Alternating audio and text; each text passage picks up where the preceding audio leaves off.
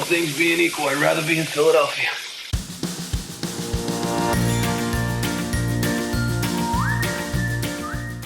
Hi there, and welcome to Baseball by Design. I am SportsLogos.net minor league baseball correspondent Paul Caputo, broadcasting live from a basement somewhere in the continental United States.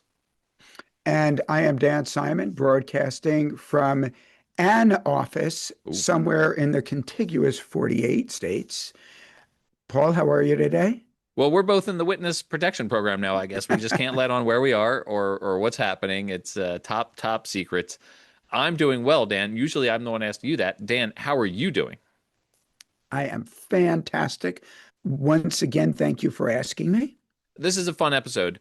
First of all, you know how I feel about Todd Radom. Todd Radom is one of my favorite people. He lives in my native Philadelphia. And, you know, we sort of look for excuses to have Todd on the podcast every once in a while. And the excuse that we came up with this time was that Todd, a recently relocated now resident of Philadelphia, he lives in a part of the town called Fishtown, which is just a really up-and-coming, cool part of town.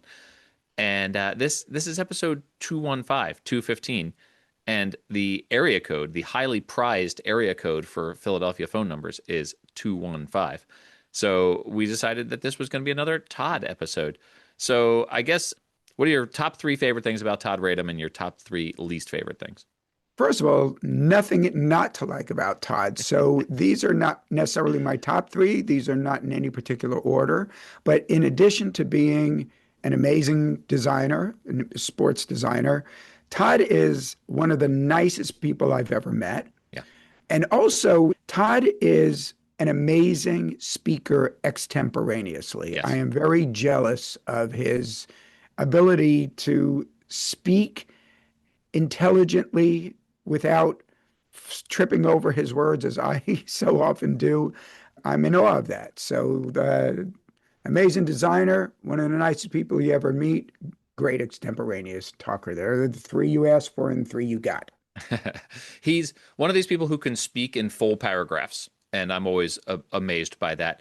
Editing episodes when Todd is the guest is always quite easy. So I appreciate that about Todd, too. And Todd and I got together over the summer for a beer in Fishtown in Philadelphia and just hung out. And it was so much fun. It was so relaxing. And talking to Todd over a beer, he's exactly the same person as he is when he's on Buster Olney's Baseball Tonight podcast or when he's on this podcast. He's just like the same guy all the time. So anyway, let's get to the conversation with Todd. And then, Dan, you will be back with a Studio Simon Stumper.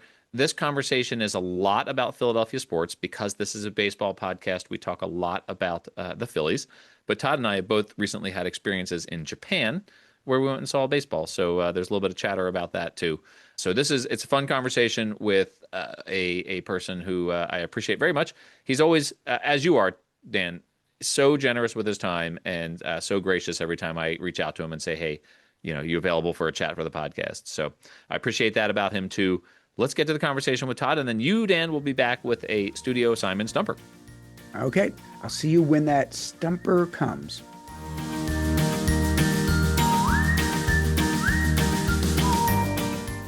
All right, everyone. Welcome back to the podcast. My friend and designer extraordinaire, designer Illuminati in all of sports, and in particular in the sport of baseball, Todd Radom. Todd, how are you doing? Paul, so good to see you, my friend. It is always great to see you. You live in a place that I hold dear to my heart, a place that I get to several times a year, even though I live in Colorado, my native Philadelphia. This is episode 215 of Baseball by Design. That, of course, is special to someone who lives in Philadelphia. I'll let you explain why, Todd. Area codes. It's all about area codes. And to me, Paul, if you got a 215 area code, you're an OG. You are legit. It's like a New Yorker with a 212, you know? I'm a New Yorker by birth, and, you know, I've lived here for 3 years now. It's the furthest I've ever lived from New York. But my brother has a business 212. It's like you are well established. So 215, it is Philly. I remember actually where I grew up in Wayne, Pennsylvania, just outside of the city. We had a 215 area code. And they changed it on us. They changed it to 610 because they were restricting 215. And we were devastated. We loved being 215. And what was this 610 thing? So it was pretty devastating. But we thought we would take the occasion of episode 215 to talk about all things Philadelphia in terms of, I'm going to focus primarily on baseball, but I have some other sport questions as well. But one of the main ones, the place I wanted to start with Philadelphia and sports is, of course, my beloved Philadelphia Phillies, who at the time of this recording just re-signed Kyle Schwarber.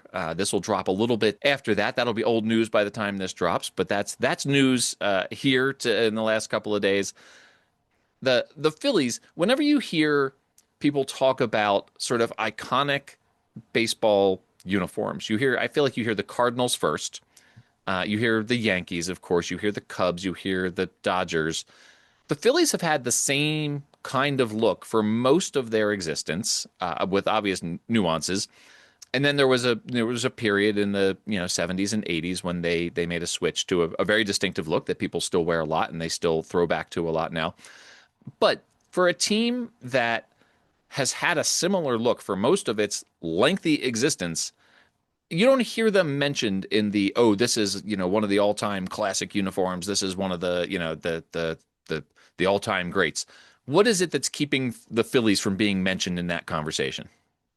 So to frame the whole thing, Paul, the Phillies go to red pinstripes in 1950.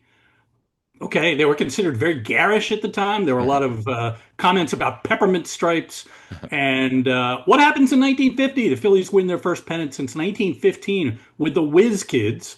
They get swept by the Yankees in the World Series. But the fact is, you never get a second chance to make a first impression. And those made a good first impression. Okay, so the Phillies then let's kind of take this in pieces. They are a terrible team within a few years, and they are languishing, and they are stuck at Connie Mack Stadium in North Philadelphia as the neighborhood is, becoming unsafe and degrading, and the Phillies are kind of looked upon as not an organization with a lot of oomph or pizzazz or success. And they kind of are stuck with this look. They never changed at that point because there was no compelling reason to change. They moved Veterans Stadium. They go with the swirly P, a modern look. They jazz it up a little bit. I love it. I always felt that was a classic baseball look that has been kind of taken into the 1970s in the best way possible. They go to the maroon. And then 1992 comes around, and a lot of teams around this time are changing. They are reverting back to more traditional, more conservative looks. Pullovers are out, buttons and belts are back in. And the Phillies moved back to a look that kind of looked like their 1950 or 1969 club. And it was pretty well received. But the whole thing, Paul, I think is framed by the fact, and you're not going to like to hear this, but the Phillies, if I'm not mistaken, are the losingest franchise in the history of Major League Baseball. An elevated look that's connected with winning vaults into iconic status. The Yankees, the Dodgers, a couple of those teams that you reference, right? They're never going to change because they shouldn't ever change. The Tigers have had a mixed history, particularly of late, but that's a classic look that dates back to the 19th century. The Phillies look, I think, is kind of diluted these days by the fact that they wear the powder blue and maroon as a regular alternate at home, right? And you've got City Connects now and all these things. So I know a lot of younger Phillies fans who want to go back to maroon and powder blue as a full-time look. I think even though they won in 2008 with the red pinstripes and the current look, I think people see that maroon and powder blue era as a time of more success for the team. Even though they just won the one series in 1980, they were good for certain numbers of years when they were wearing those colors. Maybe I'm looking at that through rose-colored glasses because they were also terrible for many of those years too. Yeah, and listen, there are a lot of red, white, and blue teams. Yeah, it's Philly, and red, white, and blue makes sense in that context. But the maroon, for better or for worse, is very ownable.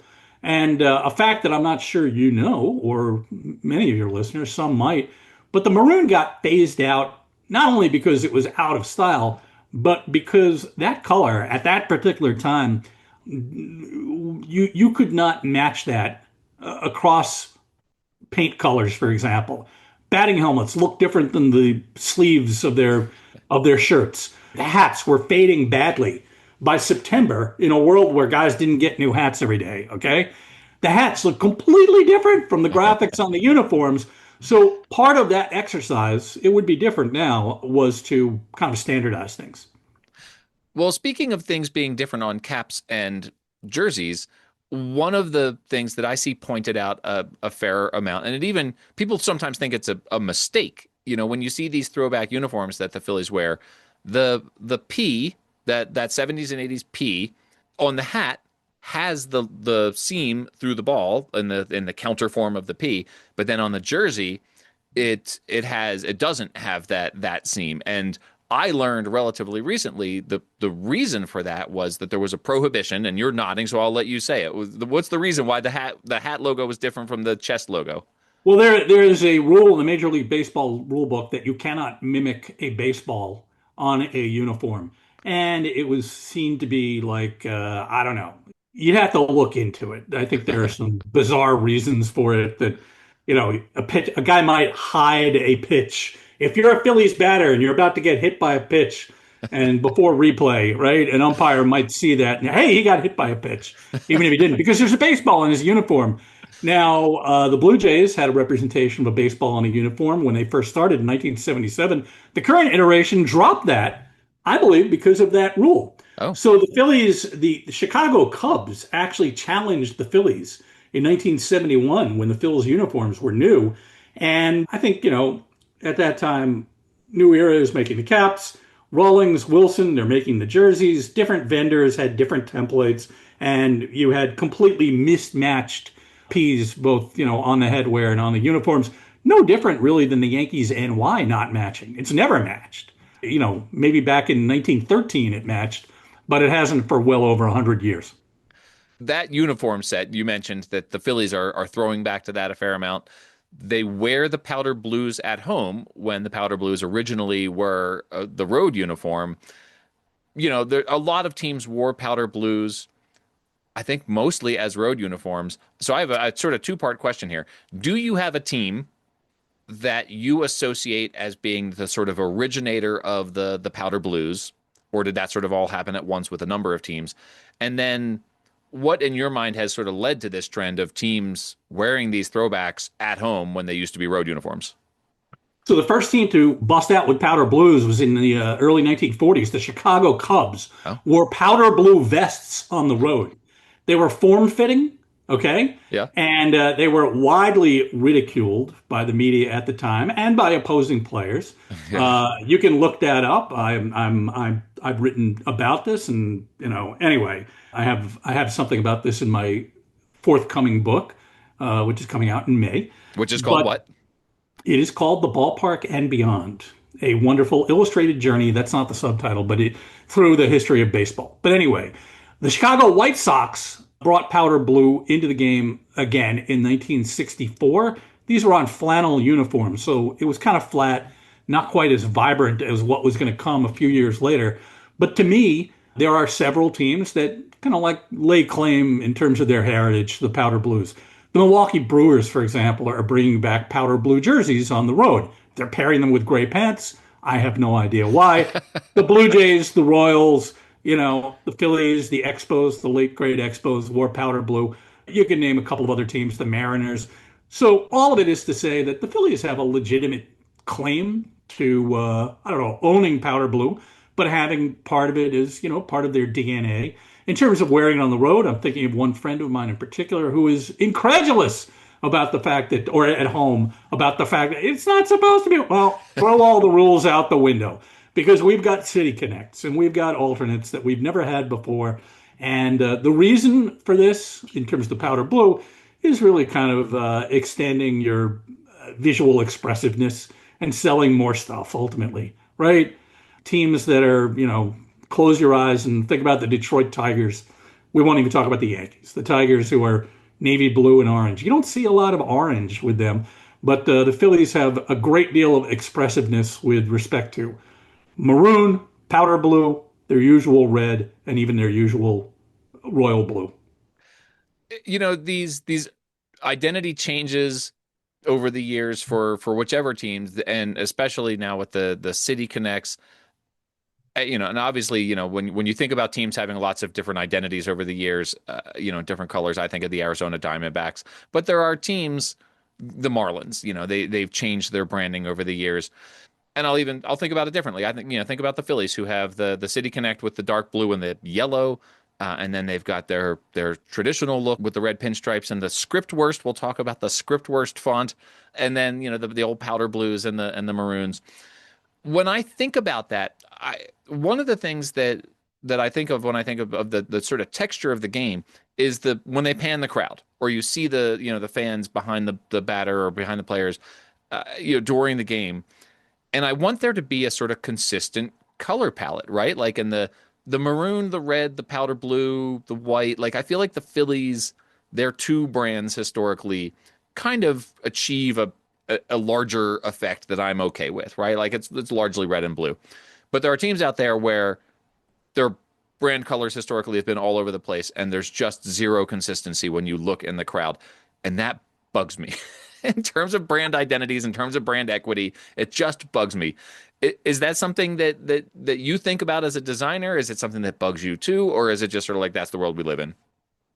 I'm kind of splitting the baby with this, Paul. I agree with you. I think, I go to Phillies games. I will say that I don't see a whole lot of people with City Connects. There's Yeah, not a lot of love for those, no, but there is a cohesiveness to what's out there, and it tracks their history and heritage. The St. Louis Cardinals have brought powder blue, victory blue, as they call it, back into the mix. It works for them. There's a reason they won the World Series in 1982 wearing that. It definitely makes sense. But there are teams, to your point, that younger teams like the Marlins and the Diamondbacks, for example, they got it right. They strayed from that. They came back to it, and now they're using throwbacks that are 25 years old, right? right. So I think it's each individual case is kind of different. I think about the whole turn ahead the clock program from 1999, envisioning what teams would be wearing in the distant year of 2021. And George Steinbrenner allegedly said, we're going to be wearing exactly what we've worn for 100 years. I don't know if that's apocryphal or not, but it's very Yankee-like, that's for sure. Some teams can do it. Other teams don't do it well. Other teams have churned to the point that it is chipping away at their visual integrity and whole fan identity. Another team that I think of when you say that is the Padres, right? Like I don't have a sense for what color the Padres are historically. So I mentioned script worst. We mentioned script worst on a previous episode not too long ago when we were talking about the Philly All-Star logos. Script worst is the name of the custom proprietary typeface that the Phillies use. It's the name of the font across their chest. It's pretty distinctive, right? Like it's a rounded script, even stroke width, if I'm remembering it correctly. Looks a little bit like if you were the sort of person who were going to put ketchup on a hot dog. It looks a little bit like, if you were trying to emulate like a ketchup on a hot dog with a script font. Or mustard on a pretzel. Or mustard on a pretzel if it were, red instead of yellow, right? Like so, yeah, mustard on a soft pretzel. It evokes that for me. Different from the scripts they had, and we were talking about the current uniform set sort of evokes what they were doing in the 50s, 60s, and early 70s. That font is different than I think anything I recall seeing that. It's different from anything I can think of on a Major League Baseball uniform. I may be wrong about that, and you might just point one out that I'm like, oh yeah, but it's pretty distinctive and pretty different from anything else in Major League Baseball, and I don't hear people talk about it much. I'll just ask you, what are your thoughts on that script on a Major League Baseball uniform?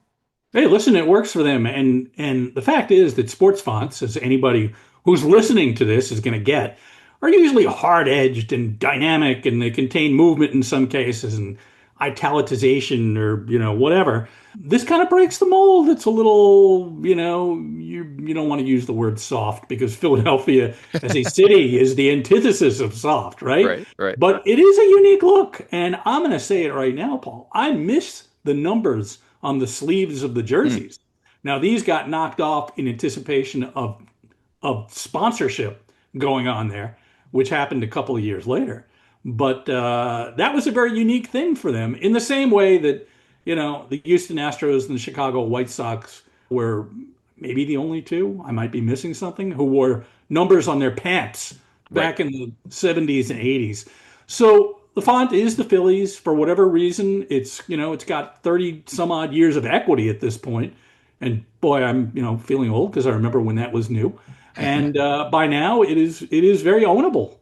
Yeah, I mean like I said, it's super distinctive, and you see custom T-shirt shops down on the Jersey Shore boardwalk, where they try to emulate that font, and it's sort of hard to get it right. There's a lot of them who've tried to sort of put different words in that font, and it's hard to emulate for some reason. How disappointed were we that the Phillies corporate sleeve patch sponsor was not Wawa?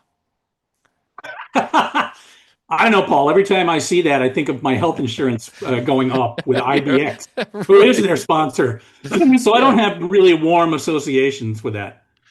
I think a lot of the sleeve patches on the Major League Baseball uniforms are, they fade into the background, and you can sort of tune them out a little bit after a little while. The one that I absolutely cannot is Quickcrete on the Atlanta Yeah. uniforms. Like that bright yellow on the sleeve patch is just awful. Like it's just the worst corporate sleeve patch that I It's can it's think of. very and listen, if you remember a couple of years ago when the Mets went with a corporate sponsor, a local hospital, they originally had their colors, which clashed with the Mets. I think it was red, and it very quickly pivoted to blue and orange. So it blends to the extent that you can blend. Since we're okay, I'm gonna pull this back a little bit here since we're talking about Philadelphia sports. Is there a franchise of well, let's say the five major franchises? We're gonna invite soccer into the conversation with the Philadelphia Union. Of course, in hockey, you've got the Flyers. In the NBA, you've got the Sixers. Of course, you have the Super Bowl champion Philadelphia Eagles, who at the time of this recording are on a little bit of a schneid. It's not going well for them. Historically bad game for Jalen Hurts against the Chargers the other day, and then of course the Phillies. Is there a team that stands out to you as having, the best? I hate the best, but is there a team in Philadelphia that you think that really stands out as having a really high quality visual identity? Paul, all I will say is if I walk out the door and I live right here in the middle of the city and I don't own a car, so I walk everywhere. I don't care what time of the year it is. I walk out the door and I see people wearing Kelly green, Mm, not midnight green, right? but bright honking Kelly green. And they're not wearing it for the 1974 Oakland A's. They're wearing it for the Philadelphia Eagles. And this is year round, Yeah, right? I mean, it's unbelievable. yeah. So it stands out. And I do like it. It's a very pretty color. The skyline gets lit up in emerald green. I went to a Flyers game last week, and I walk out of the arena, and there is the skyline of the city of Philadelphia, and which is really quite a nice looking skyline. I might be biased, but boy, I mean, when it's green, it is really a thing.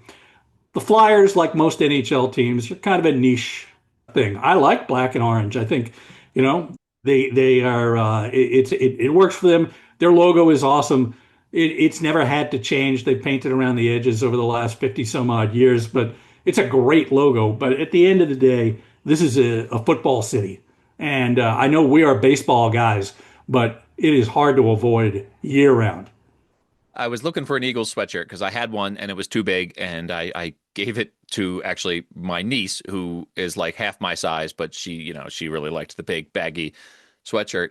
I was looking for something with the current identity, with the midnight green and the eagle head logo, rather than the Kelly green with the full bodied eagle. And when you go to sporting goods stores in Philadelphia, it is 90% Kelly green with the old logo. Like it is hard to find something that is the sort of current look. People are voting with their wallets, Yeah, plain and simple. You're yeah. right. I mean, it's astounding. And like I said, it's year round. I was really struck, Paul, when I moved here. And I remember, like, within the first week or so, walking out the door on a Sunday, and it was in the winter, or it's November. And I see a young family they're all wearing green. They're pushing a baby in a baby carriage who's in a little green thing with a green pom-pom hat. I see old people, I see young people, black, white. I don't care who you are. It unites the entire city, Yeah. and that doesn't happen just everywhere. Well, Philadelphia is special. I will say that. I mean, when I do a lot of road races, my brother and I, as I mentioned previously, we ran the half marathon in the city, and you're running through the city, big crowds, loud crowds, really fun. Most places when you run a half marathon, the fans have sort of goofy signs about like running is terrible and, can't believe got to do all this running. The Philly fans were just, first of all, it was all sports stuff. It was all go Birds, go Phils. It was all, like run like you think this is bad. Think about what it's like being a Cowboys fan, that sort of thing, right? Like, so Phillies is a special place when it comes to sports. I will say, I noticed you did not mention the Sixers one way or the other. I will say I like where the Sixers have landed. They've been sort of a little all over the place over the years. I like the sort of current look that they have. That's a little bit of a throwback to previous identities. I do like what the Sixers are doing now. I haven't always liked what the Sixers have done. They're been a little all over the place. Well, listen, Philadelphia is a basketball hotbed, and that includes college Oh basketball. yeah, It is, it really is a great basketball city. But this Sixers team has continually disappointed the fans in the city. Okay. yes. At a time when the Phillies go to the World Series in 2022, the Eagles are winning 2 Super Bowls in recent years, going to 3 Super Bowls. The Sixers, trusting the process, has not worked out. So whatever that look is, it is tarred with being, the symbol of disappointment. And let's face it, somebody mentioned to me in the last couple of days, actually, this is a great mascot city. You've got the Fanatic, which is, the absolute king of MLB, I think, by most standards, Yeah. right? Yes, by You've every got standard, Todd. Let's be honest. you've got Gritty, Yeah, which is, also great. extremely, just yeah, awesome, unique, blah blah blah. Swoop, okay, but Franklin the dog, which is the kind of like crappy mascot for the 76ers, pales in comparison. So the Sixers are coming up lame in every conceivable sense, and Joel Embiid's sitting out, 5 out of 6 games, Yeah, and yeah, it's yeah. just there are not a lot of good things to talk about there. You can get tickets for really cheap on StubHub, Paul. Hey, that's good Next time news. you're in Philly, we can sit courtside for, probably $20 a piece. It I'm is a exaggerating, but not by much. It is a great college basketball town. I grew up, my dad taught at Villanova. We had Villanova season tickets. And I know people in the city will debate whether Villanova is a Philadelphia school, but of course it is part of the Big Five.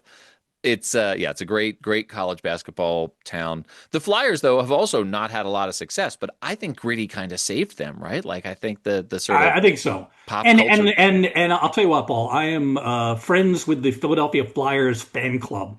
I Yeah. spoke at an event of theirs a couple of years back, and I'm like a member of the family. I got invited to the Christmas party. Right. I went to a game last week with 80 Flyers fan club members. They invited me, That's great. and it's a core rabid group. Oh yeah. Yeah, they haven't won in 50 years, but hockey is different.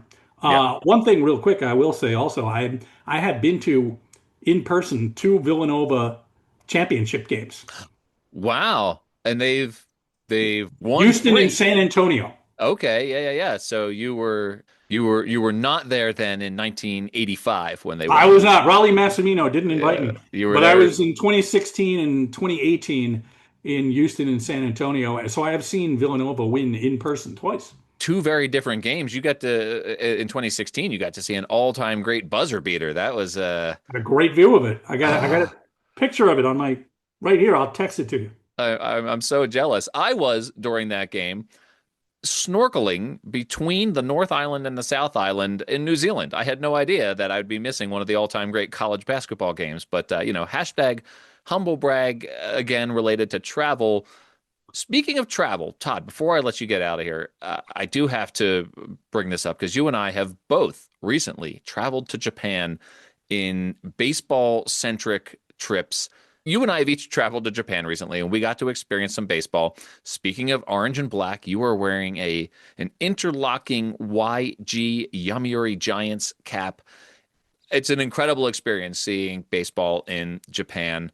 I imagine for you as a designer, I mean, it's such a rich culture visually in so many ways. But baseball, they lean on traditions from the American sport in a lot of ways too. So before we talk about just the experience itself, I'm curious from your design perspective, what were your observations, Japan in general, just because I find it fascinating, but also, baseball in Japan? Yeah, I mean, as you said, a very incredible, rich culture in so many ways, visually stimulating, no question about it. The old, the new, they're all intermingled together, the density of everything. And it's all very orderly and clean and amazing in that respect. Food, all of these things.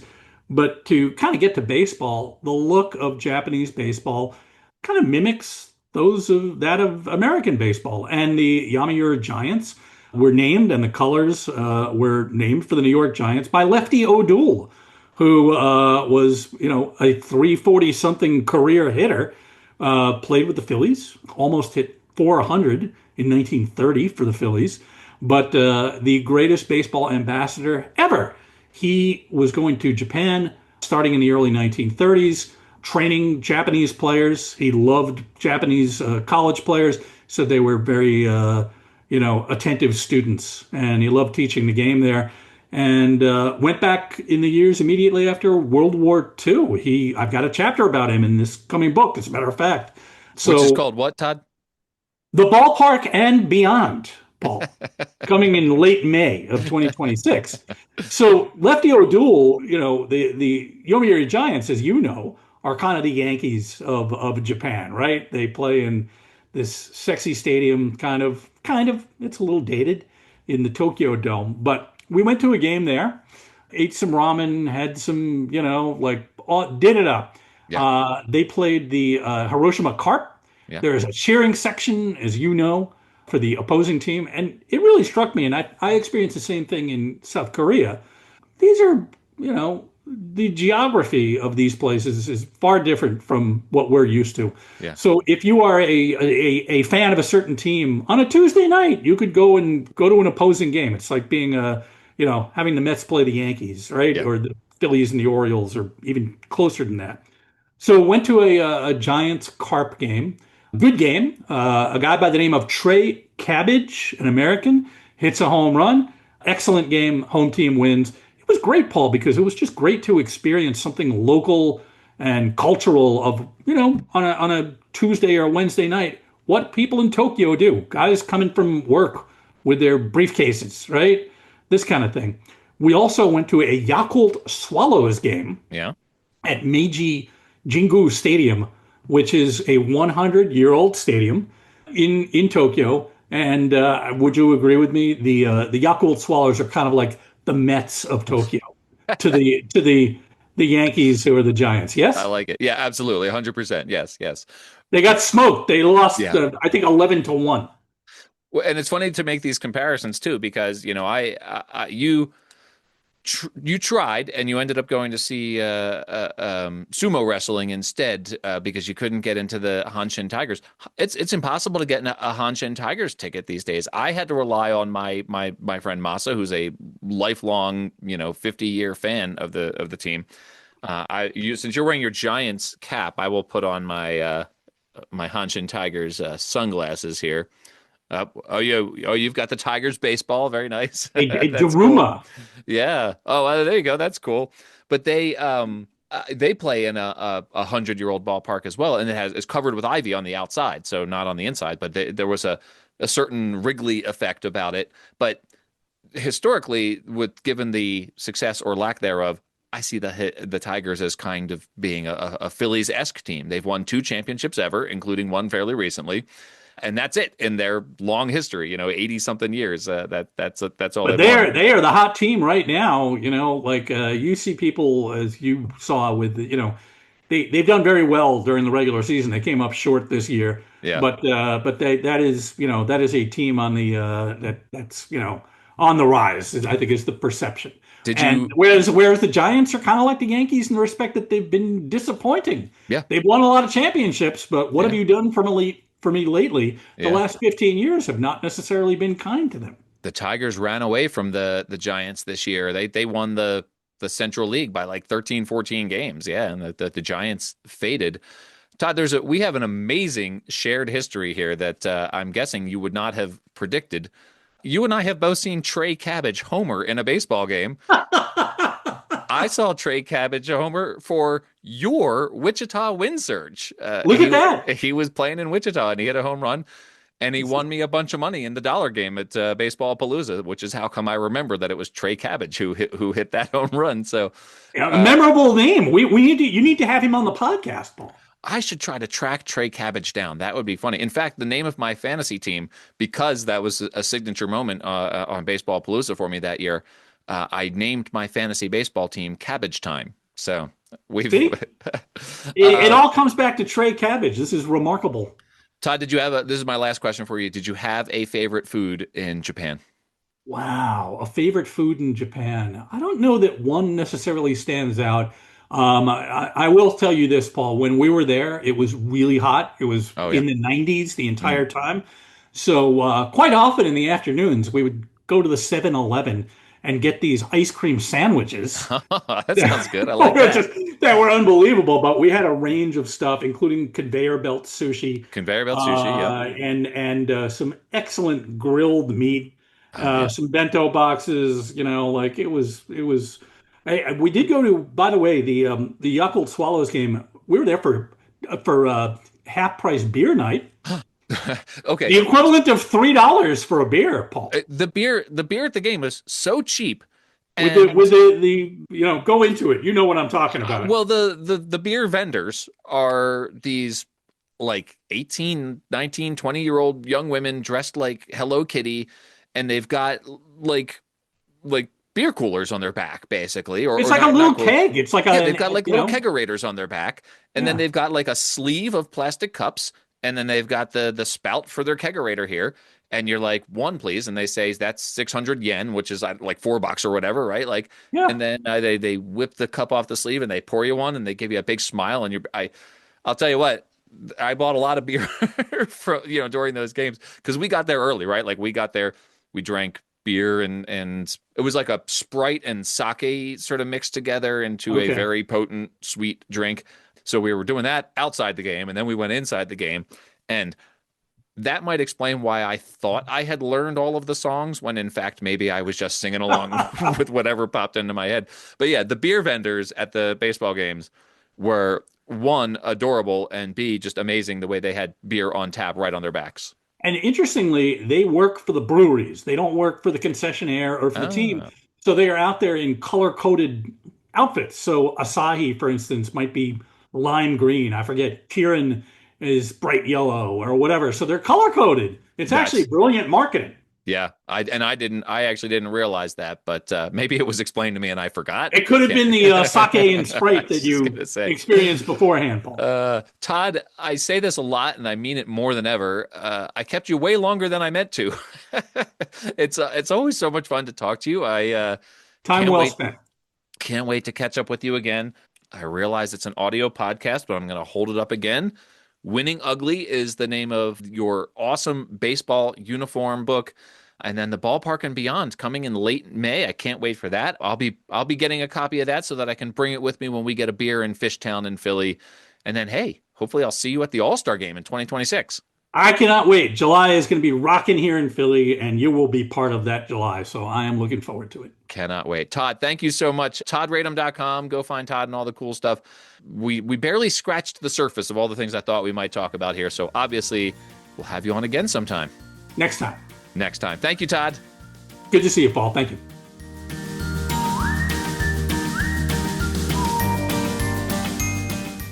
All right, everyone, welcome back. It is time once again for Studio Simon Stumpers.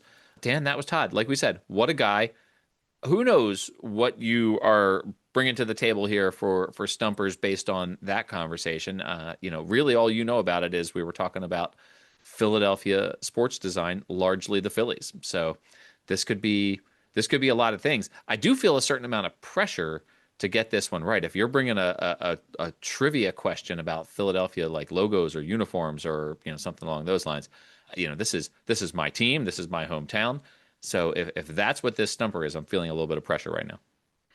Well, before I ask this question, Mhm. if you don't mind me asking, and if this is not something you mind putting out there on in the pod sphere, what year were you born? I was born in 1973. Hmm. Same Okay. year, I think, same year as the Fanatic. I think the Fanatic and I were born the same year. Okay. Because that's going to come into play with regard to whether you can get this question Okay. answered correctly. So you were talking about Philadelphia sports design. You said that you talked mainly about the Phillies, but you talked about other sports. But Yeah. one sport that I would imagine you did not discuss was soccer. Did you discuss soccer? We briefly touched on the Philadelphia Union with their blue and yellow uniforms. But yeah, like if you're talking about soccer from the 70s or prior, we didn't talk about that. You know, we briefly touched on the Union. Did you happen to mention who designed the Philadelphia Union logo? No, I don't think we know who designed the Philadelphia Union logo. It was oft mentioned, not friend of the show, Oh, Joe Bosack. enemy of baseball by design, Joe Bosack. Okay, so soccer in Philadelphia. Philadelphia has had two teams that played in the North American Soccer League. Have you heard of the North American Soccer League? I don't think so. I couldn't Oh, have conjured wow. that. It was the professional league that predated MLS, Major Okay. League Soccer. It began, I believe, in the very early 70s and existed through at least the early 80s. I don't remember how long. In New York, New Jersey, you had the New York Cosmos who played in the NASL, as it was called by it when referred to by its initials, as it most often was. And on that team was Pelé, the Mm, Brazilian soccer legend, yeah. who I have to say I was lucky to get to see play. He was amazing, even though he had already retired from competitive soccer, came out of retirement to play in the States for the New York, called the New York Cosmos. They did originally play on Rikers Island in New York, later moved to the Meadowlands and played at Giant Stadium. But It's a little bit like seeing Michael Jordan with the Wizards. I think it's even more of an extreme than that, a little bit like that, but more of an extreme because I believe he was in his 40s and he had been retired for several years and went from playing international soccer to playing in the United States, where soccer just is not as big as it is in the rest of the world. At least not then it wasn't. So let's get to the question, shall we? Let's do it. Okay. Our studio Simon Stumper today asks, which of these was not one of the two Philadelphia NASL teams? Was it the Philadelphia Fury, the Philadelphia Atoms, or the Philadelphia Independents? Two truths and a lie. Only one of these was not a team. Philadelphia Fury, Philadelphia Atoms, Philadelphia Independents. Now, listeners who do not get to see the look on Paul's face, there was a look of utter unrecognition. It was like there was at no point did one of these did the look on Paul's face say, even I think I've heard of that name before. So this is going to be just throwing darts at a board and seeing which comes closer to the bullseye. I felt like I had a pretty good inclination that Adams is going to be the correct answer, that Fury and Independence both make either the most sense or peaked at the back of my brain that they actually existed. I can't base that on any solid facts that I'm confident in, but I'm going to say that Philadelphia Adams is the lie. There was a day and age in sports branding when naming teams was, I don't think, given quite the thought it is today, where they're trying to, there's some tie to the particular city or region or maybe even state with regard to the team's name. They just came up with names either that sounded cool or that appealed to the team owner. I can even think of one recent example where the owner's sister suggested a name and the owner liked it, and that's what they went with. So actually, Paul, the first soccer team in the first NASL soccer team in Philadelphia was the Philadelphia Atoms. I don't know what atoms have to do with Philadelphia.